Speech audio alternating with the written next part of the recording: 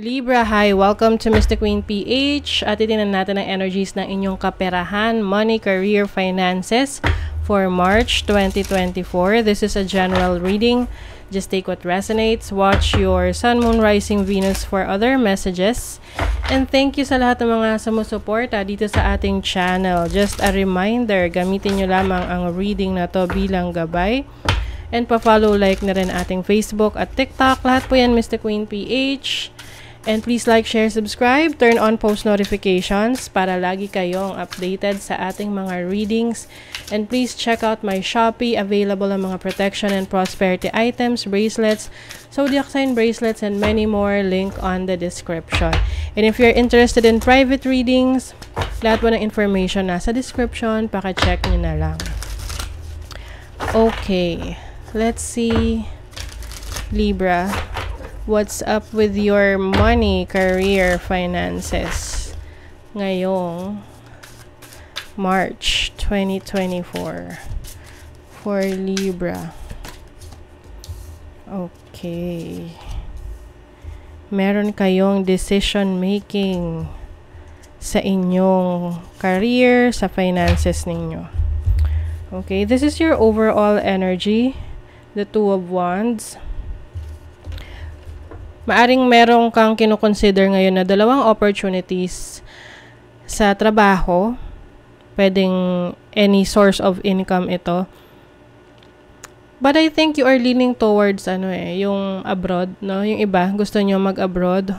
Mas yun yung nangingibabaw sa inyo. Nasubukan or i-pursue ngayong March, or anything related sa internet, online, ayan, online selling, digital marketing, ganyan, or basta ganon, basta ganon.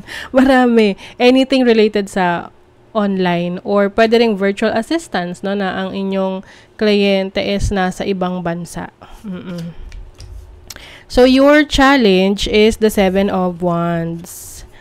Ayan. So, maaari sigurong may mga pumipigil sa inyo ngayon na magawa yan. May iba't iba kayong mga responsibilities, no? Sa ibang trabaho, ibang career, ibang tao. So, ngayon, iniisip nyo, paano nyo ibabalance? Paano nyo mabibigyan ng panahon, no? Na asikasuhin yan.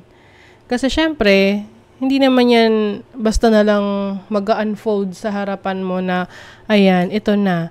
Kasi may mga opportunity sa harap natin, nasa sa atin yun kung paano natin yun ipoproseso, kung alin yung pipiliin. So, yung iba sa inyo, may mga pumipigil sa inyo na gawin. Oo. Or parang sa ngayon medyo marami kayong ginagawa. So, your opportunity is the Strength card. Ayan. Which is about your courage. So, meron kang kakayanan, no? Lakas ng loob na may baguhin sa buhay mo, sa career mo ngayon. Kailangan lang mas maging matapang ka. Kasi minsan, pag natatakot tayo na, uy, what if hindi mag-work? What if ganito, mag-fail? What if ganyan, di ko kaya? Pero, ang tanongin mo dun is, what if kung maging successful? What if kayanin mo? Diba? So, that's your opportunity. Meron kang lakas ng loob. Yung iba talagang risk taker din. So, your blessing is the Knight of Swords. I feel like someone is going to convince you. May kukumbinsi sa'yo, no, na bilisan ang pagdidesisyon. Kasi, 'di ba, minsan yung opportunities dumadaan lang yan sa atin. Hindi yan nagtatagal dyan sa harap natin. Nasa sa atin kung kailan natin yan or kukunin ba natin yan. Kasi pwede namang, dumaan na yan tapos wala na, hindi mo na mahahabol. So, I feel like meron kang mamadaliin, in a good way naman. Mamadaliin mo siya dahil kailangan mo na ng action. Kailangan mo nang gumawa ng hakbang. Merong may kipag-usap sa'yo, kukonvince ka. Pwedeng isa siyang kapareho mo na air sign, Gemini, Libra, Aquarius. Ano sabihin sa'yo? Ano ba? Ano na? Kailan ka magde-decide? Ganon. What is the Two of Wands? Okay. The Nine of Cups. Oh, wow. Nine of Cups is fulfillment, happiness. So, maaring yung iba sa inyo, dito kayo, merong opportunity sa inyo ngayon na magbibigay sa inyo ng happiness, ng fulfillment sa trabaho, sa career, sa business. Hinihintay na lang kayong makapag-desisyon. Oo, kayo na lang talaga yung hinihintay. And I think, ito yung gusto mo. Yung iba, alam nyo na kung ano yung gusto nyo eh. Naghihintay lang kayo ng validation, confirmation galing sa iba. Pero, ayan na yun yung gusto nyo. Doon kayo mas magiging masagana, mas magiging masaya, mas magiging fulfilled. So, anong pumipigil? The Knight of Cups. Oh, okay. So, I think, ang challenge talaga rito is merong pwedeng pumipigil sa'yo. Person na, lalo na yung mga in love dyan, no? Or meron na kayong partner na, syempre, pag nagdi-desisyon kayo, hindi na lang para sa inyo yung desisyon nyo.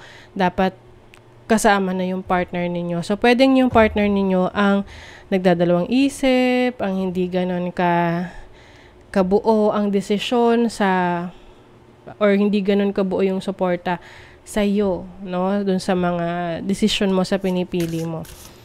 Meron rin naman siguro silang dahilan kung bakit. Example, gusto mo mag-abroad, syempre may iwan mo sila, 'di ba? Although maganda yung opportunity, no, na malaki yung possibility na mas maging maunlad yung pamumuhay ninyo, kaya lang siguro yung partner mo parang ayaw kasi syempre mawawalay kayo, long distance yan, 'di ba? Oo. But ganoon talaga eh, kailangan sa pagdedesisyon, dapat may lakas ng loob ka talaga. Kasi kung lagi kang manghihina sa decision making mo, hindi mo mapapangatawanan, 'di ba? Yung consequences ng pinili mo. So, what is the Strength card? Or the Four of Swords? So, kailangan magpahinga ka. Kailangan may peace of mind ka kapag magdedesisyon ka. Oo. Iwasan mo muna yung pakikinig doon sa inputs ng ibang tao, lalo na kung hindi talaga nila naiintindihan kung saan ka nang gagaling. But you have the opportunity to be at peace with your decision. Oo. Eventually, makakapag-decide ka for that. And yung iba sa inyo, meron kayong opportunity na makapag-bakasyon with your loved ones. Siguro kailangan nyo rin yan, yung bakasyon na yan, para mas makapag-isip-isip kayo. Page of Cups. Oh, merong mamumuong pangarap para sa inyo ngayong March. Kung dati parang wala lang, routinary, pasok sa trabaho, uwi, ganon. Yung iba nawalan na ng inspiration or nawalan na ng determination na i-pursue yung pangarap. But for some of you, ngayon mas ipupursue nyo na yung pangarap ninyo. Maaring may magbabago, no? May inspire ulit kayo. And you're going to be blessed with inspiration, no? Na kung saan doon kayo 'di ba? Masarap yung inspired ka sa ginagawa mo kasi mas nagiging productive ka. 'Di ba? Kaysa sa wala kang gana, parang lagi kang pagod, o hindi ka nagiging productive. Pag productive tayo, syempre may kaperahan pag productive, 'di ba? Ayan. So let's see ano pa. Discord among families and or friends. Okay. So, ayun nga. Baka may mga kumukontra talaga sa decision mo within the family. Tapos, nagkakaroon na ng misunderstanding. So, maganda dyan. Distansya muna. Palamigin mo muna. Okay. A two-faced friend. Okay. Iba sa inyo, meron kayong kaibigan na doble cara. Oo. So, mag-ingat kayo dyan sa ganyang klaseng kaibigan na kapag kaharap mo, mukhang okay siya, mabait, pero pag nakatalikod ka, chinichismis ka. Someone you know is undependable and insincere. Oh my God, Libra. Maaring meron kayong makadeal ngayon sa trabaho, sa business, sa career ninyo na hindi totoo. Oo, may pagka-fake. So, medyo iwasan niyo yung mga ganyan. Wag masyadong mag-open up, no, ng mga personal na bagay. Prosperity is flowing. Have faith that you will receive it in the perfect form. May prosperity raw na parating.